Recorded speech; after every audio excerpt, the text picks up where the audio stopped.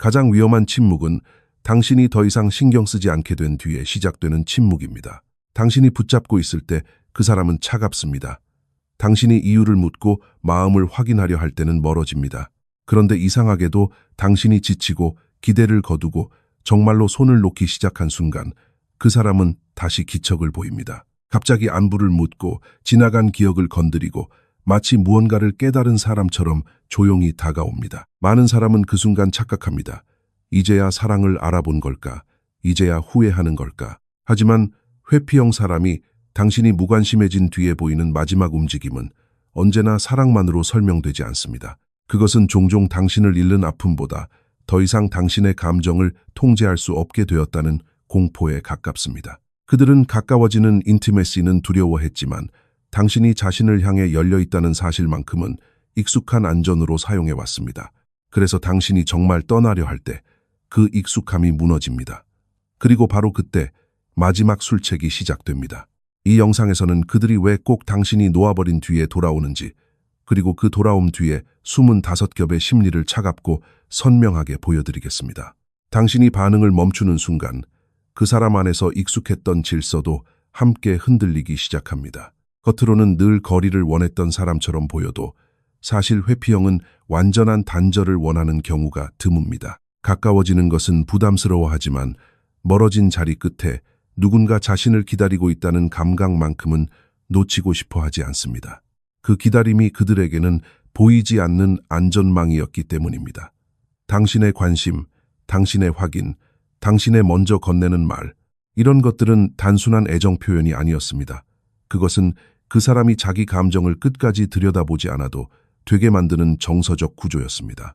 힘들 때 사라져도 누군가는 남아있고, 침묵해도 누군가는 다시 다가오고, 차갑게 굴어도 관계가 완전히 끊어지지 않는다는 확신. 회피형은 바로 그 익숙함 위에서 버텨왔습니다. 그래서 당신이 에너지를 거두는 순간 그들은 단지 한 사람을 잃는 것이 아닙니다. 자신이 익숙하게 기대던 감정의 구조 전체를 잃습니다. 당신이 더 이상 그 자리에 서 있지 않으니 그들이 공들여 세워두었던 벽도 갑자기 의미를 잃습니다. 밀어내는 행동은 언제나 누군가 다가올 것을 전제로 작동했기 때문입니다. 그런데 이제 당신이 오지 않습니다. 그때부터 그들의 불안은 조용히 시작됩니다. 많은 사람이 여기서 오해합니다. 그들이 두려워하는 것은 오직 사랑의 상실이라고 생각합니다. 하지만 더 깊은 곳에서 그들을 흔드는 것은 통제감의 붕괴입니다. 예전에는 자신이 멀어지면 당신이 다가왔습니다. 자신이 침묵하면 당신이 먼저 말을 걸었습니다. 그 흐름 안에서 그들은 관계의 온도를 간접적으로 조절할 수 있었습니다. 하지만 이제 당신도 침묵합니다.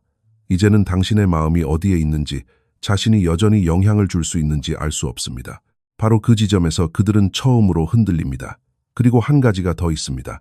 당신은 그 사람에게 은근한 거울이기도 했습니다. 당신의 인내와 애씀 속에서 그들은 아직 자신이 버려지지 않았다는 감각을 확인했습니다. 당신이 오래 기다려줄수록 그들은 자신의 가치가 아직 남아있다고 느꼈습니다. 그런데 그 거울이 사라지면 남는 것은 당신이 없는 외로움만이 아닙니다. 자신을 비춰주던 익숙한 반사면이 꺼진 공허함입니다. 회피형이 당황하는 이유는 바로 여기에 있습니다. 당신이 떠난 것이 아니라 익숙함이 무너졌기 때문입니다. 그래서 그 다음에 시작되는 것이 첫 번째 마지막 술책입니다. 감정의 극을 뒤집는 것입니다.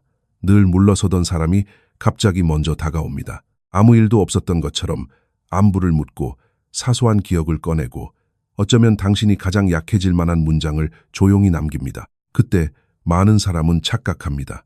드디어 이 사람이 달라졌다고 믿습니다. 하지만 회피형의 갑작스러운 접근은 사랑이 돌아온 신호라기보다 자신이 잃어버린 영향력을 확인하려는 반응인 경우가 많습니다. 당신이 더 이상 쫓아오지 않으면 그들은 처음으로 멈춰서서 생각합니다. 내가 아직도 저 사람의 마음을 흔들 수 있을까? 내가 사라지면 저 사람은 정말 아무렇지 않을까? 이 불안이 커질수록 그들은 반대로 움직입니다. 작은 메시지 하나를 보냅니다. 잘 지내냐고 묻습니다. 함께 있었던 순간을 떠올리게 합니다. 때로는 미안한 듯한 태도까지 보입니다. 그렇게 한 걸음 가까이 오면 당신의 마음이 다시 흔들리는지 살핍니다. 문제는 이 순간의 부드러움이 너무 설득력 있게 느껴진다는 데 있습니다. 차갑던 사람이 갑자기 조심스러워지고 무심하던 사람이 갑자기 기억을 붙잡기 시작하면 당신은 그 안에서 진심을 보고 싶어집니다. 실제로 그 순간의 취약함은 거짓이 아닐 수도 있습니다. 그들도 불안을 느끼고 상실을 체감하고 잠깐은 진짜로 당신이 그리울 수 있습니다. 하지만 순간의 취약함과 감정적 성장은 같은 것이 아닙니다.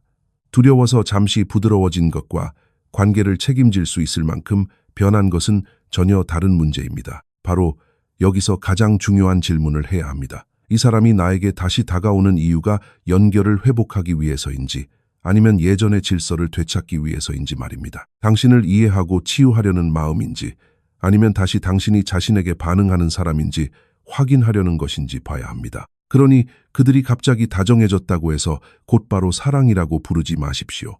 당신이 막 걸어나가려는 순간에만 나타나는 다정함은 사랑보다 통제의 그림자에 더 가까울 수 있습니다. 그리고 그 다음에 나오는 두 번째 마지막 술책은 더 조용하고 더 교묘합니다. 죄책감과 의심 그리고 그리움을 한꺼번에 건드려 당신을 다시 감정의 안쪽에 묶어두는 방식입니다. 이 단계에서 회피형은 대놓고 붙잡기보다 당신이 스스로 멈춰 서게 만드는 말을 던집니다. 내가 너무 차가웠던 걸까? 내가 너무 빨리 놓아버린 걸까? 어쩌면 내가 이 사람을 오해한 건 아닐까? 이런 생각이 시작되는 순간 이미 그들의 존재는 다시 당신의 마음속으로 들어온 것입니다. 그들이 자주 쓰는 말은 겉으로 보면 공격적이지도 않습니다. 오히려 담담하고 약해 보이기까지 합니다. 네가 이렇게 빨리 잊을 줄은 몰랐어. 나는 그냥 시간이 조금 더 필요했어. 그때 우리가 그렇게까지 나빴던 건 아니잖아. 이런 말들은 설명처럼 들리지만 실제로는 감정의 짐을 당신 쪽으로 밀어놓는 문장입니다. 관계가 왜 아팠는지, 왜 당신이 지쳐 떠났는지보다 당신이 너무 냉정했던 사람처럼 느끼게 만드는 것입니다. 특히 공감 능력이 높은 사람일수록 이 함정에 쉽게 붙잡힙니다. 상대의 외로움을 먼저 읽고 상대의 상처를 먼저 이해하려 하기 때문입니다. 그래서 자기 아픔을 다시 뒤로 미룹니다. 내가 조금만 더 기다렸다면 달라졌을까? 그때 한 번만 더 이해했더라면 괜찮아졌을까? 하지만 바로 그 질문이 당신을 다시 과거로 끌고 갑니다. 죄책감은 사랑처럼 느껴지기도 하지만 사실은 당신을 제자리로 묶는 보이지 않는 끈에 더 가깝습니다. 회피형이 이런 방식으로 다시 나타나는 시점도 중요합니다. 대개 당신이 조금씩 괜찮아지기 시작할 때입니다. 덜 확인하고 덜 흔들리고 일상이 겨우 자기 자리를 찾아갈 때입니다. 그 순간 오래된 추억 하나를 꺼내고 따뜻했던 장면 하나를 건드립니다. 그러면 아름다웠던 기억이 아팠던 구조를 가려버립니다. 당신은 관계의 본질이 아니라 한때의 온기를 떠올리게 됩니다. 하지만 기억해야 합니다. 그리움이 커졌다고 해서 상처의 원인이 사라진 것은 아닙니다. 향수가 짙어진다고 해서 관계가 건강했다는 뜻도 아닙니다. 이 모든 움직임의 핵심은 화해가 아니라 잔류입니다. 그들은 당신 삶의 중심으로 완전히 돌아오지 않아도 됩니다. 다만 당신 마음속에서 완전히 지워지지만 않으면 됩니다.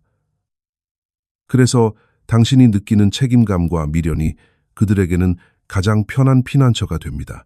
바로 여기서 알아차려야 합니다. 당신을 다시 붙드는 힘이 사랑이 아니라 죄책감이라면 그것은 연결이 아니라 또 다른 방식의 통제입니다. 권력의 방향이 바뀌는 순간 회피형은 이상할 만큼 예민해집니다. 예전에는 그들이 한 발 물러나면 당신이 흔들렸습니다. 답장이 늦어지면 당신이 먼저 확인했고 침묵이 길어지면 당신이 먼저 이유를 찾았습니다. 그들은 멀어지는 사람처럼 보였지만 사실 그 거리 안에서 당신의 반응을 통해 안정감을 얻고 있었습니다. 그런데 이제는 다릅니다. 그들이 물러나도 당신이 무너지지 않습니다. 당신은 더 이상 밤새 의미를 해석하지 않고 하루를 망치지도 않습니다. 바로 그 평온이 그들에게는 낯선 위협처럼 느껴집니다. 그래서 세 번째 마지막 술책은 혼란스러운 신호로 나타납니다. 조금 다정하게 다가왔다가 갑자기 차가워지고 당신의 안부를 묻다가 다시 사라지고 마치 다시 시작할 수 있을 것처럼 굴다가 결정적인 순간에는 아무 말도 하지 않습니다. 겉으로 보면 그들도 갈등하는 것처럼 보입니다. 어느 정도는 실제로 그렇습니다. 회피형은 꼭 당신을 이기려고만 하는 사람이 아닙니다. 다만 자신이 더 이상 당신을 흔들 수 없다는 사실 앞에서 자기 약점이 드러난 것처럼 느끼는 사람입니다. 당신이 잘 지내는 순간 그들은 다시 나타납니다. 마치 당신의 마음이 아직 자신에게 반응하는지 확인하고 싶은 사람처럼. 당신이 웃고 일하고 친구를 만나고 더 이상 기다리지 않는 모습을 보면 그들의 방어 체계는 조용히 흔들립니다. 당신의 평온은 그들에게 거절보다 더 강한 메시지입니다. 나는 이제 너의 침묵에 반응하지 않는다는 메시지입니다. 혼란스러운 신호는 우연한 감정의 흔들림처럼 보이지만 반복된다면 그것은 패턴입니다. 가까워졌다가 멀어지는 움직임은 당신의 중심을 빼앗기 위한 방식이 됩니다. 당신이 다시 분석하고 다시 기다리고 다시 그들의 기분에 맞춰 움직이는지 확인하는 것입니다. 그러니 기억해야 합니다. 누군가의 애매함이 계속 당신의 평화를 깨트린다면 그건 사랑의 신호가 아니라 영향력의 확인일 수 있습니다. 당신이 지켜야 할 것은 그들의 기분이 아니라 겨우 되찾은 당신의 고요함입니다. 가장 깊은 곳에서 보면 그들이 다시 돌아오는 이유는 당신이라는 사람 자체를 온전히 사랑할 준비가 되었기 때문만은 아닐 수 있습니다. 더 정확히 말하면 그들은 자신을 비춰주던 감정의 거울을 잃어버린 것입니다. 당신은 한때 그들에게 그런 존재였습니다. 자신이 여전히 중요한 사람이라는 느낌, 누군가의 하루를 흔들 수 있다는 감각, 말하지 않아도 기다려주는 사람이 있다는 확신을 비춰주던 거울이었습니다.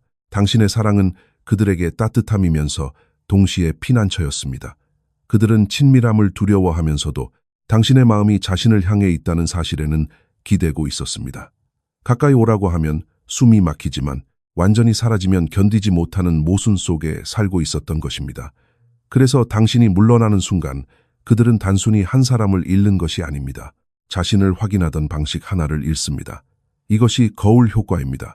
당신이 보여주던 애정, 인내, 기다림은 그들이 자기 안의 공허를 직접 보지 않게 해주었습니다. 당신이 반응할 때마다 그들은 아직 괜찮다고 느꼈고 당신이 아파할 때마다 자신이 여전히 영향을 미치는 사람이라고 느꼈습니다. 그런데 그 거울이 꺼지면 이상하게 조용해집니다. 그리고 그 조용함 속에서 그들이 피하려 했던 내면의 빈 공간이 다시 들리기 시작합니다. 회피형의 비극은 여기에 있습니다. 그들은 가까워지는 것을 두려워하지만 누군가의 감정 세계에서 완전히 사라지는 것도 두려워합니다. 사랑받는 순간에는 부담을 느끼고 사랑이 거둬지는 순간에는 존재가 희미해지는 것처럼 느낍니다. 그래서 돌아옵니다. 붙잡기 위해서라기보다 자신이 아직 비춰지고 있는지 확인하기 위해서입니다. 그러니 이 일을 모두 당신의 부족함으로 해석하지 않아도 됩니다. 당신이 덜 매력적이어서, 덜 참아서, 덜 이해해서 벌어진 일이 아닙니다. 진짜 거리는 두 사람 사이에만 있었던 것이 아닙니다. 더 큰 거리는 그 사람의 치유되지 않은 내면 안에 있었습니다. 당신이 사라져서 관계가 무너진 것이 아니라 당신이 비추기를 멈추자 그들이 자기 자신을 마주해야 했던 것입니다. 그래서 기억해야 합니다. 회피형 사람이 마지막에 꺼내는 비열해 보이는 술책은 늘 순수한 악의에서만 나오지는 않습니다. 많은 경우 그것은 두려움에서 나옵니다. 버려질지도 모른다는 두려움, 더 이상 통하지 않을지도 모른다는 불안, 자신을 비춰주던 사람이 완전히 등을 돌렸다는 공포에서 시작됩니다. 하지만 두려움에서 시작되었다고 해서 그것이 당신을 덜 아프게 만드는 것은 아닙니다. 상처는 의도보다 결과로 남습니다. 그들이 혼란스러웠다는 사실이 당신이 다시 흔들려야 할 이유가 되지는 않습니다. 그들이 무서웠다는 사실이 당신의 평온을 다시 내어주어야 한다는 뜻도 아닙니다. 당신이 혼란의 반복 대신 평온을 선택할 때 당신은 사랑을 잃는 것이 아닙니다. 당신은 오래 미뤄두었던 자기 자신을 되찾는 것입니다. 기다림으로 증명하던 사랑에서 벗어나 더 이상 상처를 견디는 방식으로 관계를 유지하지 않겠다고 결정하는 것입니다. 만약 당신이 겨우 괜찮아졌을 때 다시 끌려간 적이 있다면 기억하세요. 그들이 변한 것이 아닐 수 있습니다. 그들은 당신이라는 거울을 잃는 것이 두려웠을 수 있습니다. 그리고 당신은 이제 누군가를 비추기 위해 자신을 어둡게 만들 필요가 없습니다. 우리는 우리를 아프게 한 사람을 쫓아가지 않습니다.